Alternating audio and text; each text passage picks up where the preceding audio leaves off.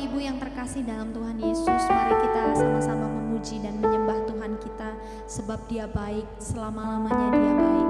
Mari kita sama-sama berdoa. Tuhan Yesus, terima kasih karena kesetiaan-Mu dalam hidup kami Tuhan. Terima kasih untuk setiap rancangan dan rencana-Mu yang terbaik dalam hidup kami Tuhan. Kami tahu Engkau tidak pernah meninggalkan kami.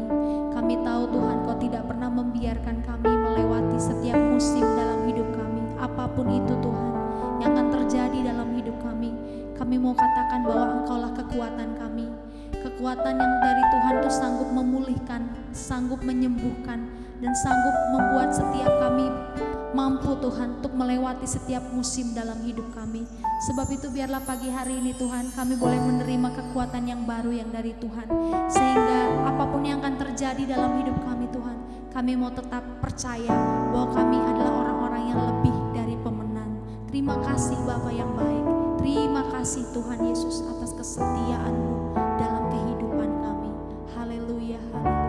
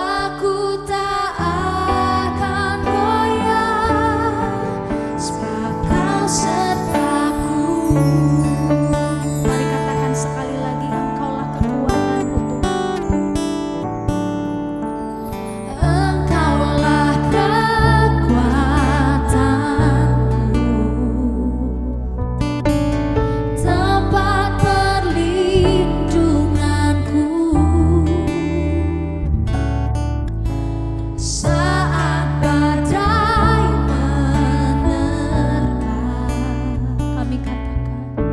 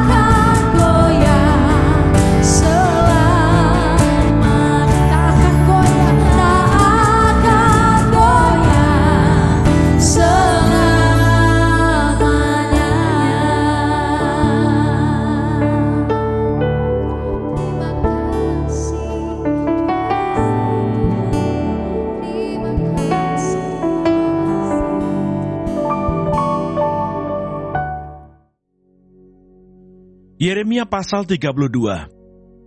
Pembelian ladang sebagai jaminan dari keselamatan Yehuda yang akan datang. Firman yang datang dari Tuhan kepada Yeremia dalam tahun yang ke-10 pemerintahan Sedekia, Raja Yehuda. Itulah tahun yang ke-18 pemerintahan Nebukadnezar. Pada waktu itu tentara Raja Babel mengepung Yerusalem, dan Nabi Yeremia ditahan di pelataran penjagaan yang ada di istana Raja Yehuda. Sebab Sedekia Raja Yehuda telah menahan dia di sana dengan tuduhan, "Mengapa engkau bernubuat? Beginilah firman Tuhan. Sesungguhnya aku menyerahkan kota ini ke dalam tangan Raja Babel, supaya ia mendudukinya. Sedekia Raja Yehuda tidak akan luput dari tangan orang Kasdim, melainkan pasti akan diserahkan ke dalam tangan Raja Babel, sehingga ia berbicara dengan dia mulut sama mulut dan melihat dia mata sama mata. Sedekia akan dibawanya ke Babel, dan di sanalah ia akan tinggal, sampai aku memperhatikannya. Demikianlah firman Tuhan. Apabila kamu berperang melawan orang Kasdim itu, kamu tidak akan beruntung. Berkatalah Yeremia, firman Tuhan datang kepadaku bunyinya. Sesungguhnya Hanameel, anak Salum pamanmu, akan datang kepadamu dengan usul. Belilah ladangku yang di Anatot itu, sebab engkaulah yang mempunyai hak tebus untuk membelinya. Kemudian sesuai dengan firman Tuhan, datanglah Hanameel, anak pamanku, kepadaku di pelataran penjagaan, dan mengusulkan kepadaku, belilah ladangku yang di Anatot di daerah Benyamin itu, sebab engkaulah yang mempunyai hak milik dan hak tebus. Belilah itu. Maka taulah aku bahwa itu adalah firman Tuhan. Jadi aku membeli ladang yang di Anatot itu dari Hanameel, anak pamanku, dan menimbang uang baginya, 17 sikal perak. Aku menulis surat pembelian, memeteraikannya, memanggil saksi-saksi, dan menimbang perak itu dengan neraca. Lalu aku mengambil surat pembelian yang berisi syarat dan ketetapan itu, baik yang dimeteraikan maupun salinannya yang terbuka. Kemudian aku memberikan surat pembelian itu kepada Baruk bin Neria bin Maseya di depan Hanameel anak pamanku, di depan para saksi yang telah menandatangani surat pembelian itu, dan di depan semua orang Yehuda yang ada di pelataran penjagaan itu. Di depan mereka aku memerintahkan kepada Baruk, kataku, beginilah firman Tuhan semesta alam Allah Israel. Ambillah surat-surat itu, baik surat pembelian yang dimeteraikan itu, maupun salinan yang terbuka ini. Taruhlah semuanya itu dalam bejana tanah, supaya dapat tahan lama. Sebab beginilah firman Tuhan semesta alam Allah Israel, rumah, ladang dan kebun anggur akan dibeli pula di negeri ini. Sesudah ku berikan surat pembelian itu kepada Baruk bin Neria, berdoalah aku kepada Tuhan, kataku, Tuhan Allah, sesungguhnya engkaulah yang telah menjadikan langit dan bumi dengan kekuatanmu yang besar dan dengan lenganmu yang terentang. Tiada suatu apapun yang mustahil untukmu. Engkaulah yang menunjukkan kasih setiamu kepada beribu-ribu orang, dan yang membalaskan kesalahan bapa kepada anak-anaknya yang datang kemudian. Ya Allah yang besar dan perkasa, namamu adalah Tuhan semesta alam, besar dalam rancanganmu dan agung dalam perbuatanmu. Matamu terbuka terhadap segala tingkah langkah anak-anak manusia, dengan mengganjar setiap orang sesuai dengan tingkah langkahnya dan sesuai dengan buah perbuatannya.